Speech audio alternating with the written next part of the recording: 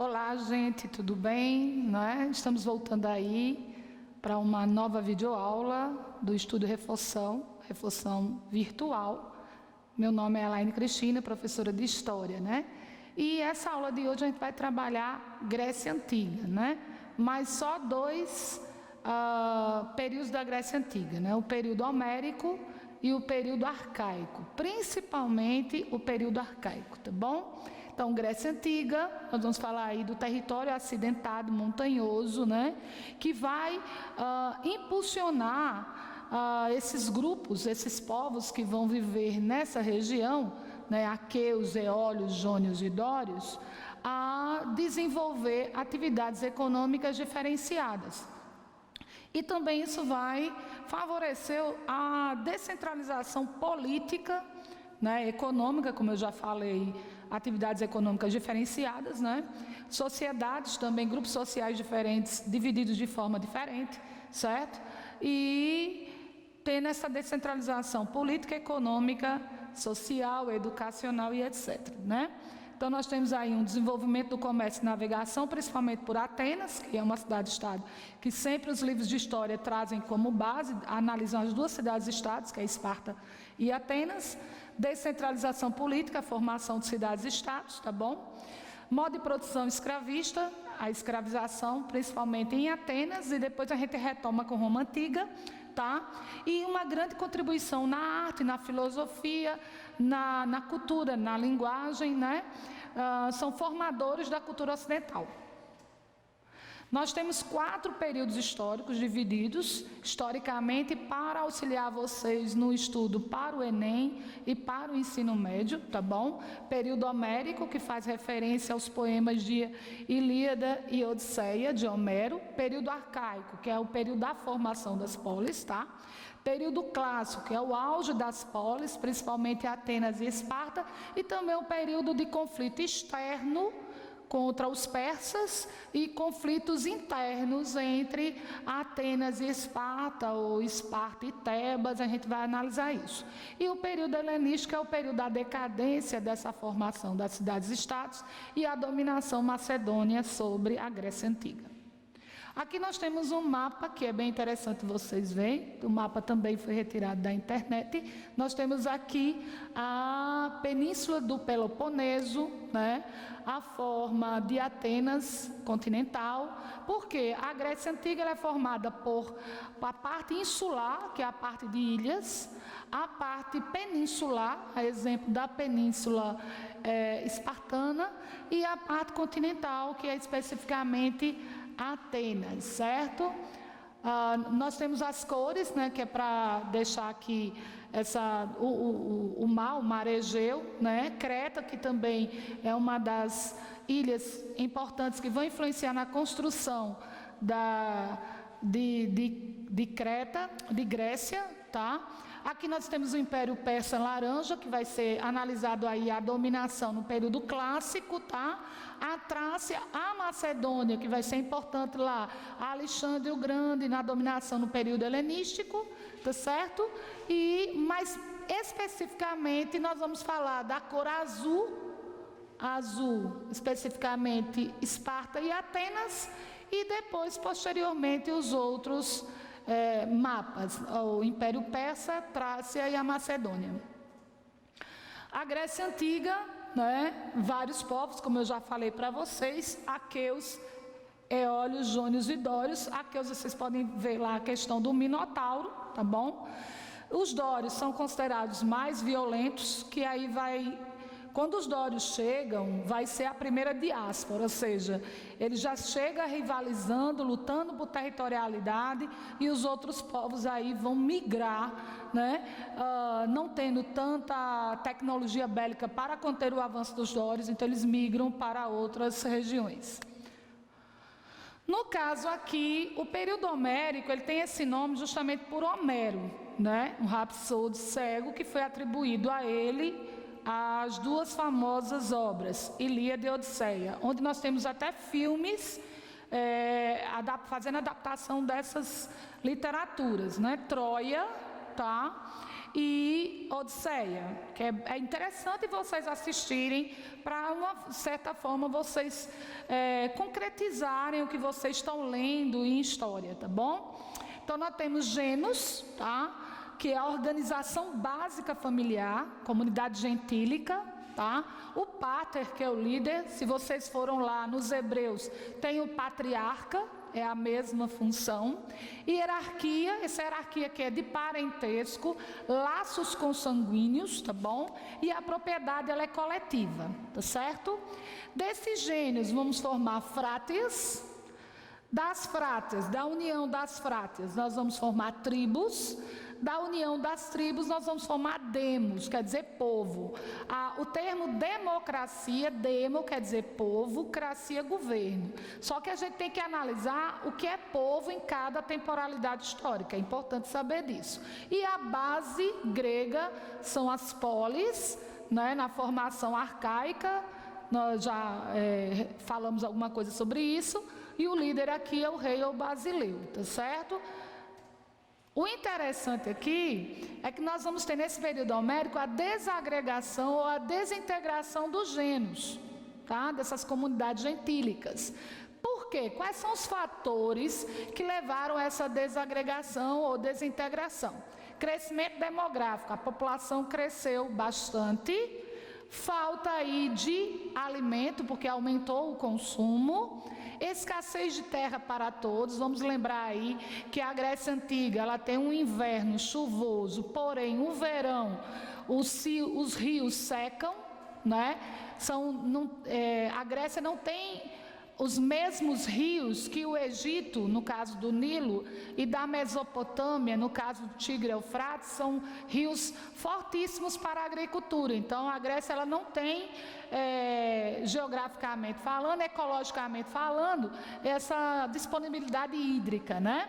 E aí nós temos a segunda diáspora em busca de alimentos, que vai se formar colônias, só que essas colônias não é no sentido da questão mercantilista, absolutista, do sistema colonial, tá? Bom, período arcaico, período de grandes transformações, crescimento demográfico, expansão territorial, o aumento da atividade comercial e o surgimento da moeda e da escrita. Então, são grandes transformações, é um período bem estudado, é um período que o Enem ou qualquer vestibular, ele gosta de trabalhar, abordar bastante, tá bom? Expansão territorial grega, que eu falei da questão da colonização, aumento da população, falta de terras para a agricultura, e aí expande para o mar Egeu, para o Mar Negro e para o Mar Mediterrâneo, tá bom? Mais de 100 polis são formadas nesse período, mas historicamente, se você pega um livro de história, o que é mais estudado é Atenas e Esparta, tá bom? Então vamos aí dando continuidade.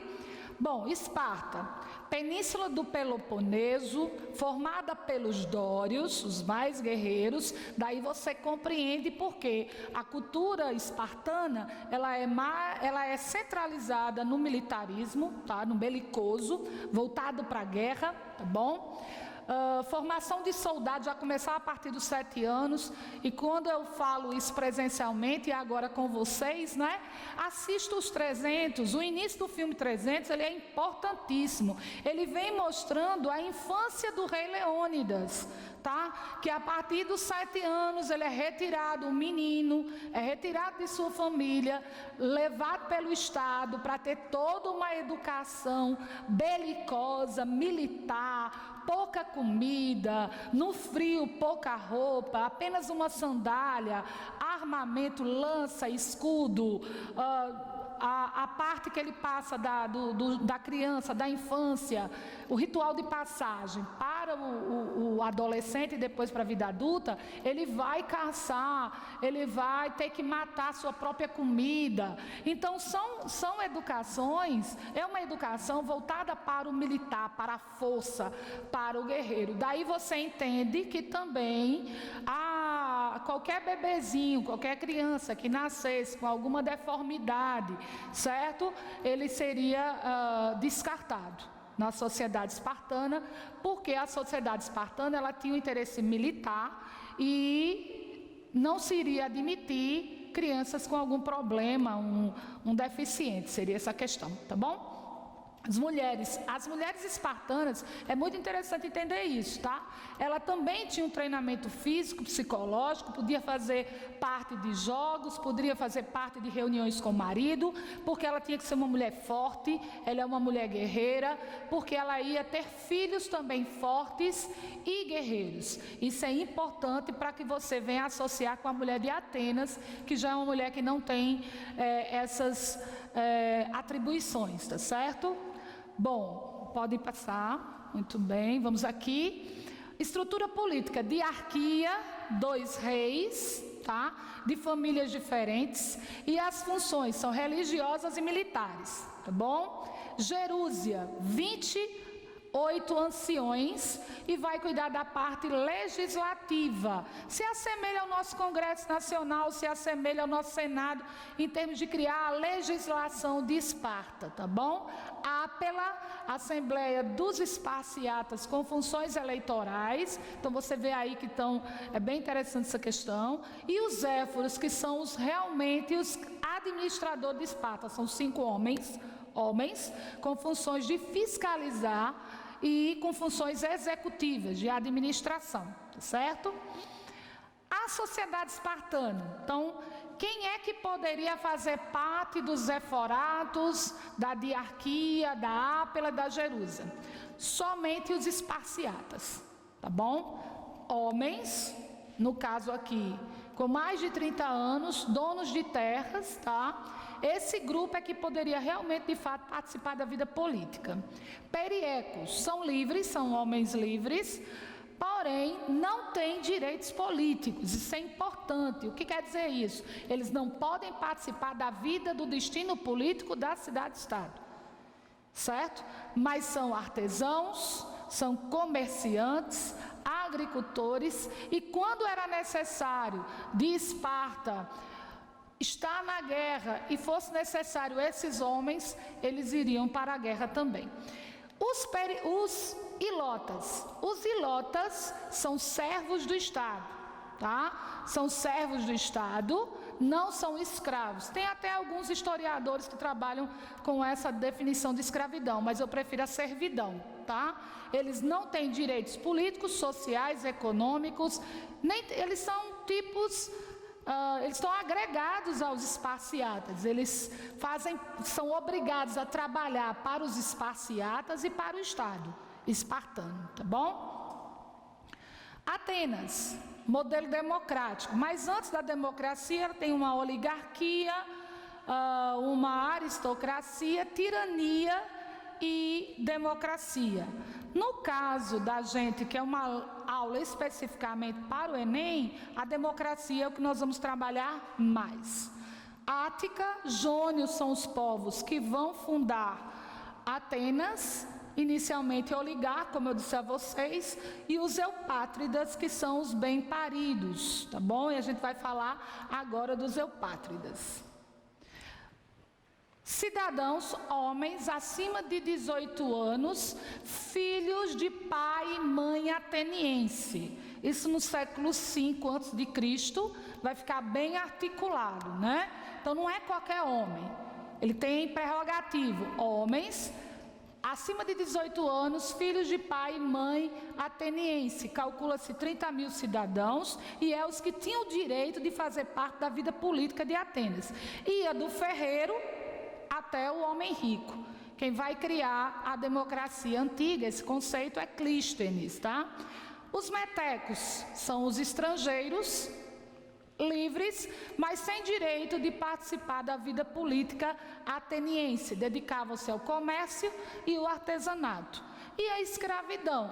Nós vamos ter a escravidão por dívida, que depois é abolida, né? Ou seja, quem tivesse uma dívida e não conseguisse pagar, ele trabalharia para quem devesse até um determinado período, pagando a dívida, estava livre. Mas a principal forma de angariar escravos será a escravidão por guerras, tá? Você Nós temos uma democracia ateniense, aí você pode questionar, que democracia é essa que a mulher está fora, né? O estrangeiro está fora, tá? Mas é importante você analisar que é importantíssimo essa democracia se você comparar com uma teocracia do Egito, onde Faraó era um deus. Ou lá na Mesopotâmia, também uma teocracia, onde o rei, ele era representante de um deus. Aqui, a democracia ela é formada por homens, humanos, sem essa vinculação com deuses. Isso é importantíssimo que você entenda. Mas ela é elitista, ou seja, um grupo só que participa. Ela é patriarcal, porque é o homem que manda. Ela é escravista, porque a base produtiva da Atenas são os escravos. E ela é direta, porque os homens vão participar da isonomia, isegoria e isocracia. O que é isso, professora? Isonomia é igualdade de todos perante a lei. Mas quem é esse todos? Você tem que ir lá, são os eupátridas, tá? Isegoria, igualdade na palavra, no discurso. Eles iam defender os projetos políticos dele. Quem são? Os eupátridas. E a isegoria, que é a igualdade, isocracia, que é a igualdade de poder, tá certo? Eles podem pertencer à vida política, a fazer parte dessa vida política, tá certo? Bom, nós temos aqui uma questão de determinar, para finalizar, a questão de escravidão, não é? O que é ser escravo? Qual definições trazem a questão do escravo? Eu trouxe aqui uma fala do professor Mário José Maestri Filho sobre escravidão e ele tem algumas determinações, tá certo? A primeira dela, o cativo tem que ser simplesmente mercadoria. Para ser escravo, o cativo tem que ser principalmente, especialmente mercadoria, tá bom? Tudo que ele produzir, tudo que esse escravo produzir, pertence ao senhor, ao dono dele, ao dono dele. Então ele pode ser vendido, alugado, emprestado, certo? E tudo que ele produzir pertence ao seu dono, não pertence a ele, tá? E o que esse escravo recebe, né? Alimentação, comida, remédio, roupa e tal. O que ele vai receber em termos de trabalhar, né? Quem vai determinar é o seu senhor. Se o senhor determina uma boa alimentação, uma boa habitação, isso é uma questão do senhor. Não existem regras definindo como é que o escravo deve ser tratado, tá bom? E o status de escravo, ele é vitalício, ou seja, até a morte, a não ser que o seu senhor queira dar a liberdade, aí é outra questão, ou depois tem as possibilidades de comprar a liberdade, e ele é transmissível para o filho, para as gerações futuras. É o que eu sempre digo nas minhas aulas: filho de escravo, escravo será. Se a mãe é escrava e o homem é livre, esse bebê dessa mãe é escravo, entendeu? Então, muito obrigada por essa aula, espero que vocês tenham gostado, tá? Deixa um likezinho aí, deixa dúvida, comentário, tá? Nós estamos fazendo tudo aqui com muito carinho, com muito amor para você. Fique em casa.